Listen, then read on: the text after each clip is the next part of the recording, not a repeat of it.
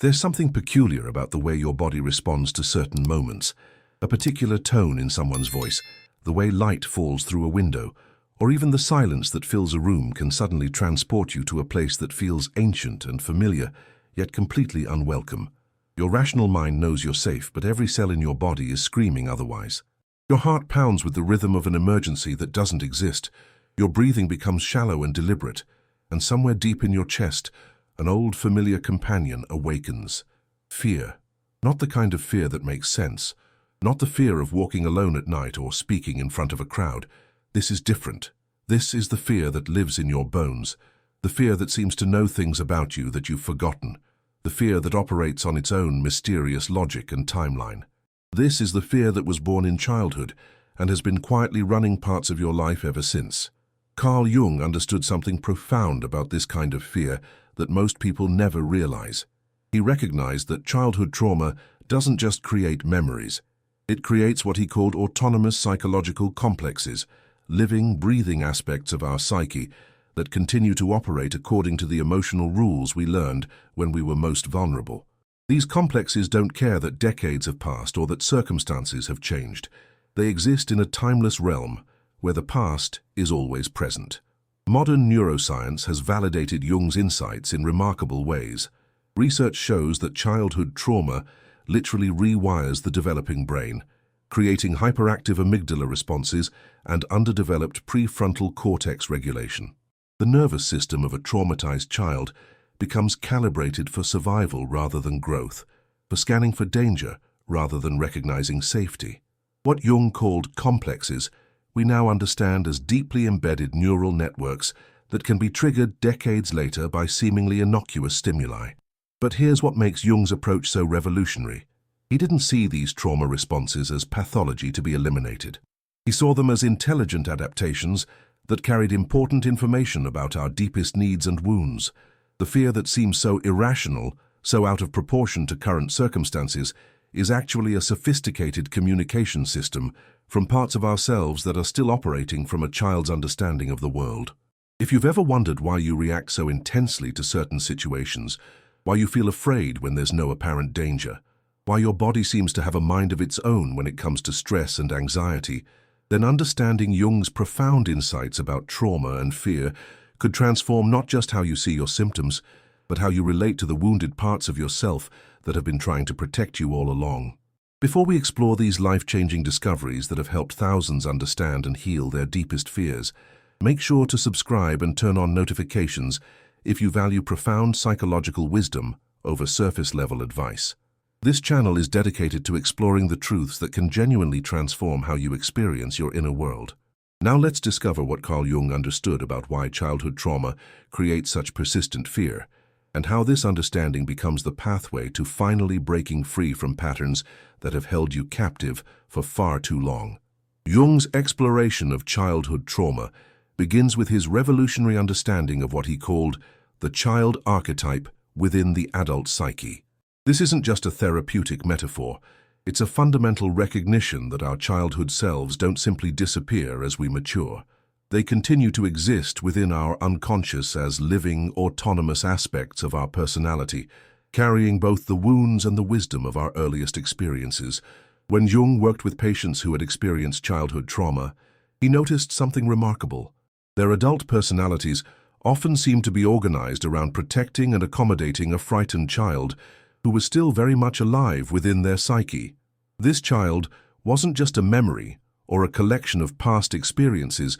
It was an active participant in their daily emotional reality, influencing their choices, relationships, and responses to the world. This inner child operates according to what Jung called magical thinking, the belief system that governs childhood, where feelings and external events seem mysteriously connected, where the child believes they have the power to cause or prevent traumatic experiences through their behavior, thoughts, or mere existence. When trauma occurs during these formative years, this magical thinking becomes encoded into the developing personality as absolute truth. The child who is repeatedly criticized learns not just that criticism is painful, but that they are inherently flawed and must constantly monitor themselves to avoid exposure. The child who is abandoned or neglected learns not just that people leave, but that they are fundamentally unworthy of consistent love and care.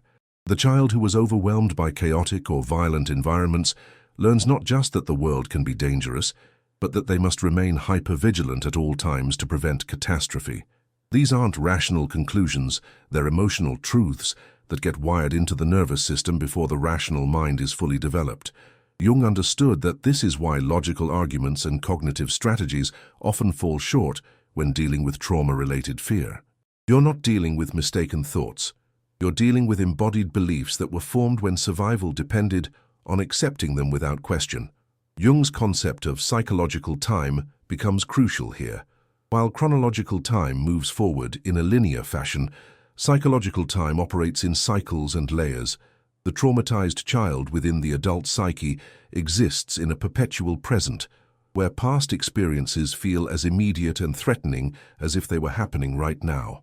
This is why certain triggers can instantaneously transport you back to feeling small, helpless, and overwhelmed, regardless of your current age, resources, or circumstances. Modern research on what neuroscientists call implicit memory validates Jung's insights. These are memories stored in the body and emotional brain without conscious awareness, influencing behavior and emotional responses without the person understanding why. A particular smell, sound, or social dynamic can activate these implicit memories, triggering the same fear responses that were adaptive in childhood but are limiting in adult life. Jung's method of amplification provides a powerful tool for understanding these unconscious patterns. Amplification involves exploring the symbolic and archetypal dimensions of our symptoms and fears, recognizing that they often carry meanings far beyond their surface appearance. The fear of abandonment, for example, might be amplified to reveal deeper themes about belonging, identity, and our fundamental relationship with existence itself. This approach transforms traumatic symptoms from problems to be solved into messages to be decoded. Instead of asking, "How do I get rid of this fear?" Jung encouraged people to ask, "What is this fear trying to tell me about what I need?" This shift from pathology to meaning is fundamental to Jung's approach and often provides relief that purely symptom-focused treatments cannot achieve. Jung's understanding of complexes becomes essential for grasping how childhood trauma creates persistent fear patterns.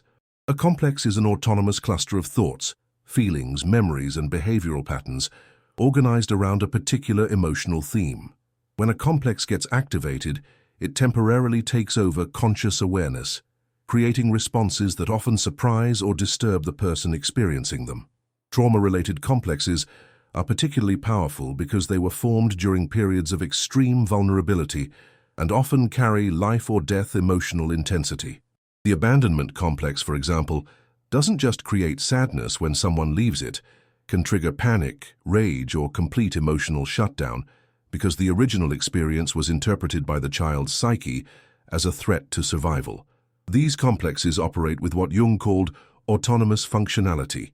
They don't wait for permission to activate, and they don't respond well to rational argument when they're in control. They operate according to their own internal logic, which was perfectly adaptive for the circumstances in which they were formed, but may be completely inappropriate for current situations. Understanding complexes helps explain why trauma survivors often feel hijacked by their emotional responses. You're not losing your mind or being weak, you're experiencing the activation of an autonomous psychological system that was designed to keep you safe under specific circumstances. The key to healing isn't eliminating these complexes, but developing what Jung called conscious relationship with them.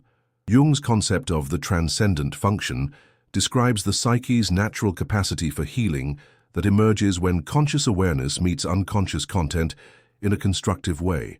In trauma healing, this happens when your adult consciousness can stay present with the activated complex without becoming completely identified with it. You learn to say, "Part of me is terrified right now," instead of "I am terrified," creating space for both the fear and your capacity to respond to it skillfully. The somatic dimension of Jung's work, while not as explicitly developed as in modern trauma therapy, was clearly present in his understanding of how psychological contents manifest in the body. He observed that complexes don't just influence thoughts and emotions, they create specific patterns of physical tension, breathing, and movement that persist long after the original trauma has passed. Jung's approach to working with these somatic patterns was remarkably advanced for his time.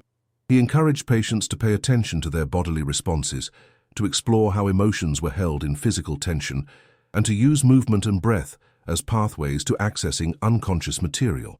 He understood that the body holds wisdom that the rational mind cannot access, and that healing often requires working through the body rather than around it. Modern trauma therapy has extensively validated Jung's insights about the body's role in trauma and healing. Approaches like somatic experiencing, sensorimotor psychotherapy, and trauma-sensitive yoga all recognize that trauma lives in the nervous system and requires body-based interventions for complete healing. The hypervigilance, chronic tension, and emotional numbing that characterize trauma responses are not just psychological, they're physiological adaptations that need to be addressed at the level of the nervous system. Jung's understanding of projection becomes particularly relevant for trauma survivors. Often the fears that seem to be about current relationships or situations are actually projections of unresolved trauma from the past. The boss who seems threatening may be carrying the projection of an abusive parent. The romantic partner who seems untrustworthy may be receiving the projection of early abandonment experiences. These projections aren't just psychological mistakes, they're the psyche's attempt to complete unfinished emotional business.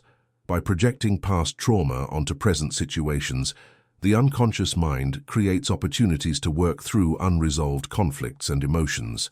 The problem arises when these projections go unrecognized and begin to distort current relationships and opportunities. Jung's process of projection withdrawal involves gradually recognizing when we're responding to the past rather than the present, and taking responsibility for our own emotional material rather than expecting others to heal our wounds. This doesn't mean that all relationship difficulties are projections, but it does mean developing the capacity to distinguish between responses that belong to current circumstances and those that are being influenced by unresolved trauma. The concept of re-traumatization that Jung observed decades before it became a recognized clinical phenomenon relates to how unhealed trauma can create cycles of repeated wounding. When traumatic complexes remain unconscious, they often lead people to unconsciously seek out situations that recreate familiar dynamics, even when those dynamics are harmful. This isn't masochism or poor judgment, it's the psyche's attempt to achieve mastery over experiences that were originally overwhelming. The unconscious logic is, if I can go through this situation again and handle it better this time, I can heal the original wound. Unfortunately, without conscious awareness and appropriate support, these repetitions often lead to additional trauma rather than healing. Jung's understanding of individuation provides the broader framework within which trauma healing occurs. Individuation is the lifelong process of becoming who you truly are, integrating all aspects of your personality, including those that were wounded or rejected in childhood. For trauma survivors, individuation often means reclaiming parts of themselves that had to go into hiding for survival. This might involve rediscovering creativity that was shut down by critical caregivers, reclaiming emotional expressiveness that was punished or ignored, or developing assertiveness that was too dangerous to express as a child.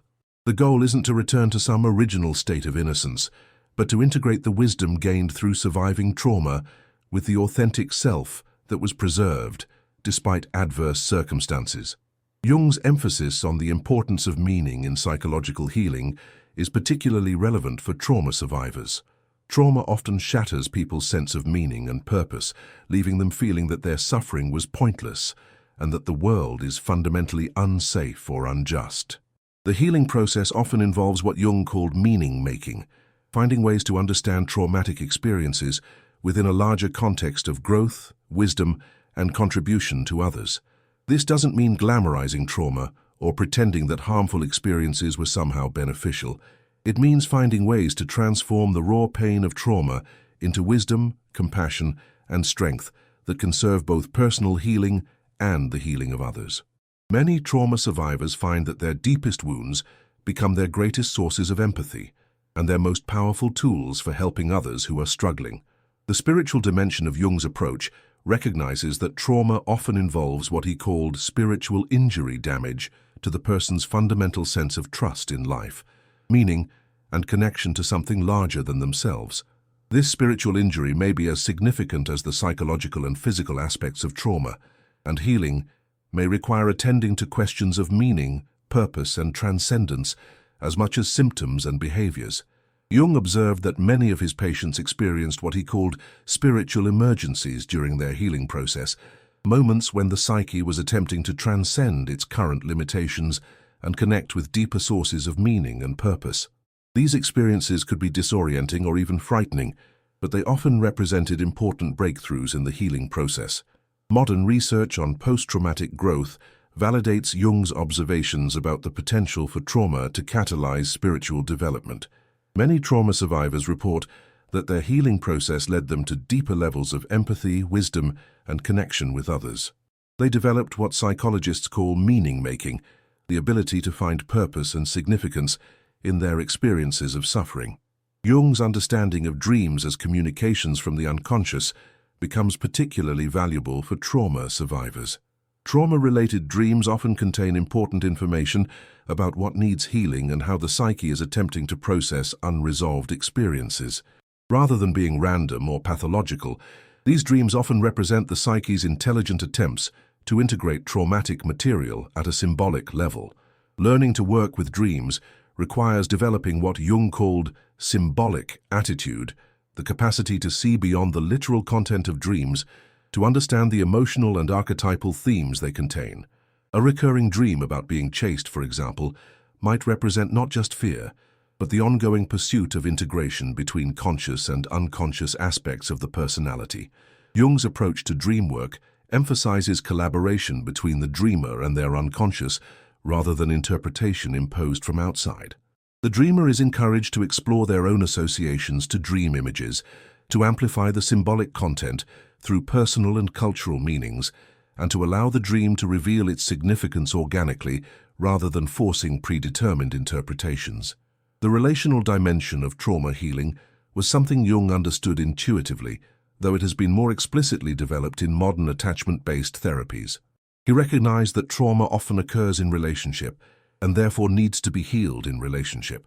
This doesn't necessarily mean returning to the relationships where trauma occurred, but it does mean experiencing corrective emotional experiences that can update the wounded person's expectations about what relationships can provide. Jung's concept of the healing relationship describes the specific qualities that therapeutic relationships need to promote healing from trauma. These include unconditional positive regard, authentic presence, appropriate boundaries, and the capacity to witness suffering without being overwhelmed by it. These same qualities can be cultivated in other relationships, and perhaps most importantly, in the relationship with oneself. The practice of conscious suffering that Jung advocated involves developing the capacity to experience difficult emotions without immediately trying to escape or numb them. For trauma survivors, this might mean learning to stay present with anxiety, grief, or anger long enough to understand what these emotions are trying to communicate.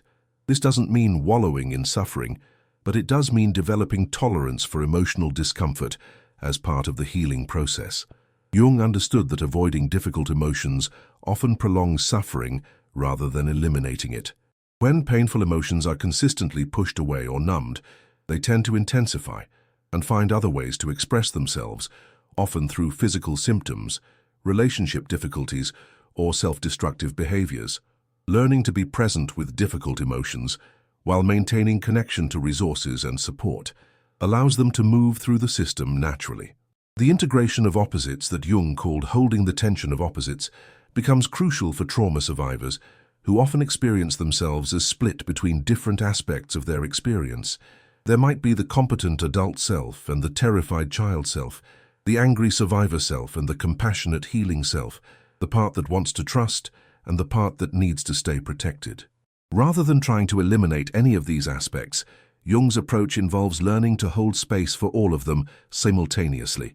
This creates what he called the transcendent function, a capacity for consciousness that can contain contradictions and paradoxes without needing to resolve them immediately. This expanded consciousness becomes the foundation for genuine healing and growth. The community aspect of healing that Jung valued relates to his understanding that individual healing serves collective healing. When people heal their own trauma, they become less likely to unconsciously perpetuate cycles of harm with others. They also become more capable of creating healing environments for others who are struggling with similar challenges. Jung believed that this kind of individual inner work contributes to what he called the collective unconscious, the shared psychological heritage of humanity. When individuals heal their trauma and integrate their shadow material, they make it easier for others to do the same work. This creates ripple effects that extend far beyond individual therapy or self-help. The patience required for trauma healing cannot be overstated. Jung observed that psychological healing follows organic rhythms that cannot be forced or hurried. The psyche has its own wisdom about when it's safe to process traumatic material and when it needs to focus on building resources and stability. Pushing too hard or too fast can actually impede the healing process and potentially create additional trauma. This organic timing means that healing often happens in cycles rather than linear progression. There may be periods of intense processing, followed by periods of integration and rest. There may be times when old symptoms resurface, not because healing has failed, but because deeper layers of the trauma are ready to be addressed. Understanding these natural rhythms helps trauma survivors develop patience and self-compassion for their own healing process. Jung's concept of psychological seasons suggests that just as nature has cycles of growth and dormancy, the psyche has cycles of expansion and consolidation.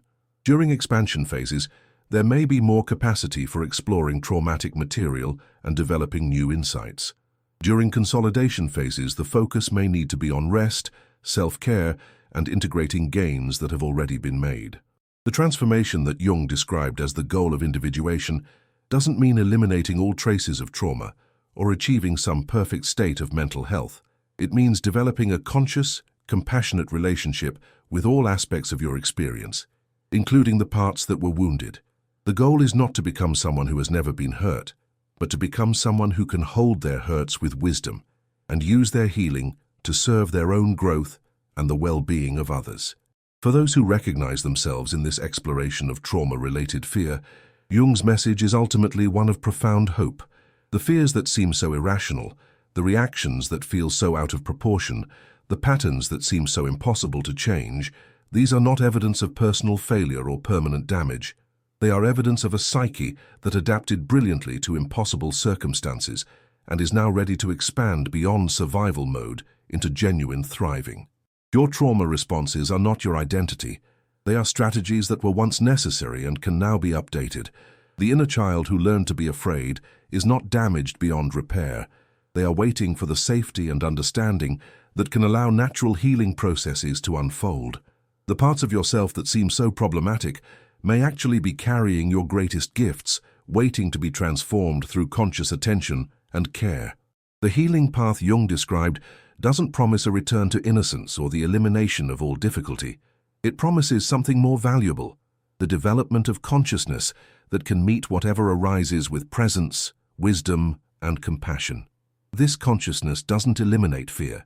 It transforms fear from a controlling force into valuable information that can guide appropriate responses to current circumstances. As Jung wrote, "The privilege of a lifetime is to become who you truly are." For trauma survivors, this privilege often requires the courage to reclaim aspects of themselves that had to go into hiding, the patience to heal wounds that have been carried for years, and the wisdom to transform their suffering into a source of strength and service. Your fear is not your enemy, it's a messenger from parts of yourself that are still operating from outdated information about what's dangerous and what's safe. Through conscious attention, compassionate relationship, and appropriate support, these parts can learn that survival mode is no longer necessary, that safety is possible, and that the full expression of who you are is not only acceptable, but essential. The journey from trauma to healing is not a destination, but a way of traveling through life with awareness, courage, and heart. It's a journey that transforms not just your relationship with fear, but your entire experience of what it means to be human in a world that includes both wounding and wonder, both challenge and possibility, both the depths of suffering and the heights of resilience.